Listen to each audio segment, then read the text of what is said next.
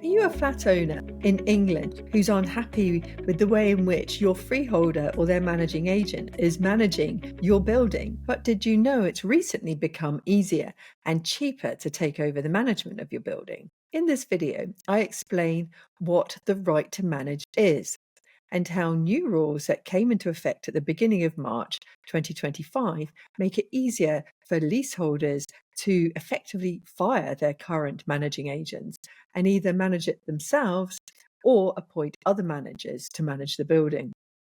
I give an overview of the steps that you need to follow if you do want to change the way that your building is managed.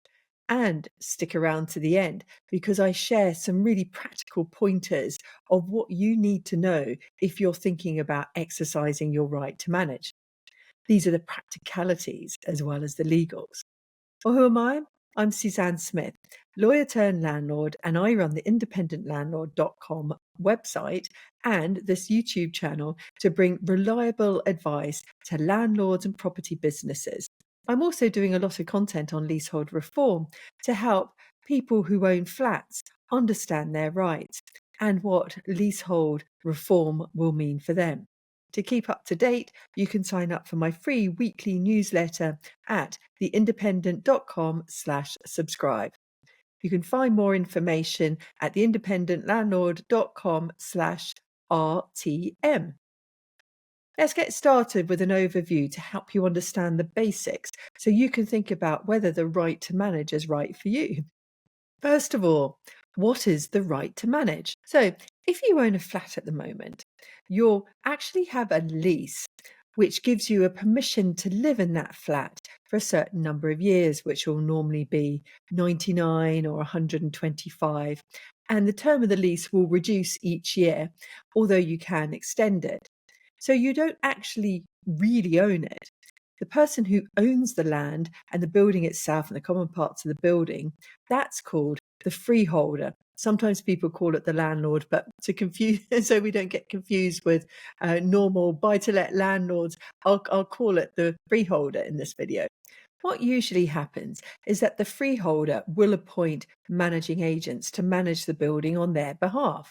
And the management includes arranging repairs, insurance, maintenance, fire safety, testing fire alarms, repairs, redecoration, storm damage. The Commonhold and Leasehold Reform Act 2002 gave flat owners the right to take over the management of their building from the freeholder. So it's been there for a long time. And they do this by following a process to transfer responsibility for what's called the right to manage to a right to manage company called an RTM company. And that's a company limited by guarantee, which is owned by the leaseholders. It is this right to manage company, RTM company, that will get the right to manage and take on the responsibility for the management. So it's not the individual leaseholders who do, it's this company that they own. And so the first step is to set up an RTM company. And the individual leaseholders may change over time, and they're likely to. People buy and sell leases all the time, but the company itself stays the same.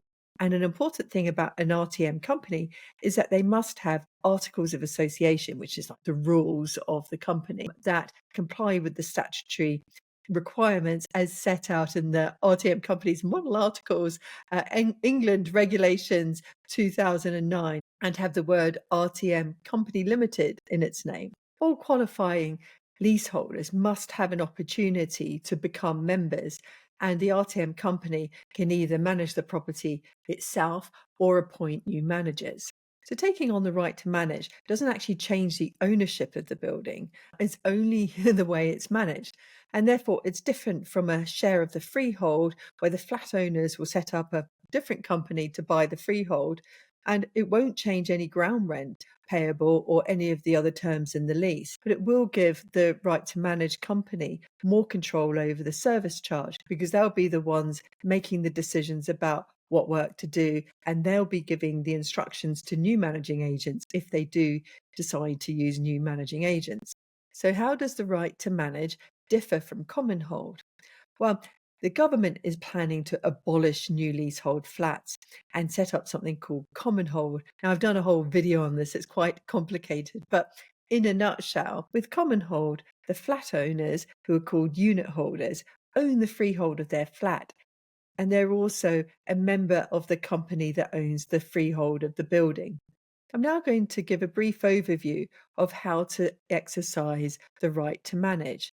And once you've already got your RTM company set up, you can serve a notice to all qualifying leaseholders, inviting them to join the RTM company. And it needs to have certain information about the process and the company's intentions. And that's all set out in Section 78 of the Commonhold and Leasehold Reform Act 2002. The next step is the claim notice. Now, this happens at least 14 days from the invitation notice, and the right to manage company can serve this claim notice to the freeholder, saying that the company intends to acquire the right to manage in accordance with the relevant statute. And the notice needs to include a deadline for the freeholder to challenge the notice by what's called a counter notice. And this is called the counter notice deadline. The claim notice will also include a date saying when the right to manage company intends to take over. And this date needs to be at least 3 months after the counter notice deadline. Assuming there's no complications with the freeholder disputing the claim notice, the right to manage company will take over the management responsibilities from this acquisition date. So, what are the new right to manage rules that I referred to at the beginning? Well, the Leasehold and Freehold Reform Act 2024, which was passed in the dying days of the last Conservative administration, the Leasehold and Freehold Reform Act 2024 made two important changes to the right to manage rules, and they make it a little easier and cheaper for leaseholders to take on the right to manage. So the first one is the increase in the non-residential limit.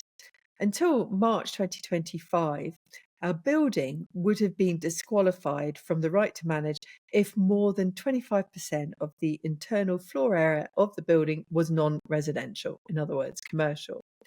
However, what Section 49 of the Leasehold and Freehold Reform Act 2024 says, which came into effect on 3rd of March, it increased this threshold to 50%. So this change means that more mixed-use buildings will qualify for the right to manage. The second big change is over liability for the costs that the freeholder will incur if the leaseholders decide to exercise their right to manage. Until the 3rd of March 2025, the leaseholders had to pay the reasonable costs of the freeholder during the process. However, Section 50 of the Leasehold and Freehold Act, which has now come into force, means that the freeholder will have to pay their own costs. Now, the leaseholder, so the group of leaseholders that are exercising their right to manage, they'll have to pay their own costs. That hasn't changed. So now the important thing, what you need to know if you're thinking about taking on the right to manage. First of all, taking on the management of a building is a big deal with a lot of responsibilities. Unless a building is small, say up to 6 flats, it might be easier to get a professional managing agent to do the day-to-day management under the supervision of the right to manage company. Because just because you exercise your right to manage, it doesn't mean that you have to do it yourself. You can choose to appoint another managing agent, and you'll need to manage them though. But say you've got a small block, maybe it was a former house that's been split up into flats. You'll still need somebody who's happy to be good at doing all the admin and who understands property management. There's a lot of organising to do and inevitable headaches. For instance, storm damage. And take a look at this photo here. I took this from the window of the flat that I owned, and you can see that a fake chimney has blown off. This was during Storm Eunice a few years ago. And so the company that managed that development got somebody out and took that fake chimney down and then built another one up. There's always something that needs doing. And it's bad enough managing repairs on a rental property without the complexity of a building shared with others and all the fire rules that go with it and the common parts. And it's complicated when you're having to collaborate with other people. The next one is, although you might save money by doing the right to manage, don't try to save money by cutting back on essential maintenance.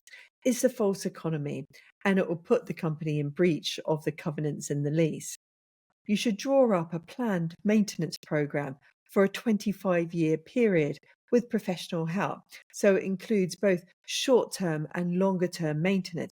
It can be really tempting to just do the things that need doing now and not put any money aside for later. And then the people that happen to own the flats at a later date get clobbered with a big bill. Instead, what you should be doing is building up a reserve fund that will pay for the items that are set out in your 25-year budget. And don't forget, you'll be running a company with all the obligations that that involves. You'll need to find people who are willing to be directors and a company secretary and to be responsible for all the admin, budgeting, preparing accounts, filings at company's house, and making decisions about long-term maintenance and contractors. And even if you do a good job, there may be some of the flat owners who aren't happy with what you do. So be prepared for that. And some of them might not agree with your decisions and they might not pay their service charge. And so you could end up feeling a bit like a punch bag. Also, the process to get the right to manage is complicated and you need to be ready to take over responsibility for everything from the day in the notice. So say, for example, you have a lift in the building, you'll need to make sure that you get the benefit of that contract with the company that maintains the lift and give them notice of the transfer. And then there'll be other contracts that you'll need to have transferred, for instance, for the door entry system, for cleaning, gardening, caretaking, other direct services. And there might even be employees, such as a caretaker in the development that I showed you earlier with the fake blown off chimney. There was a caretaker and he was paid to do a lot of the maintenance and he was there full time. And it was a big development and the service charge went to pay for him. And so if this happened in your situation, you couldn't just terminate that employee. That employee would have to transfer to the new company under something that's called TUPE, which is the Transfer of Undertakings Protection of Employees Regulations, which is a huge topic in itself. And I'm not going to go down that rabbit hole, even though it's something I know a lot about. There's a lot to do when you take on the right to manage, and don't do it lightly. Think about whether also you should have professional management while the right to manage company is in control, but you then have managing agents to do it and who you manage. And get legal advice and plan.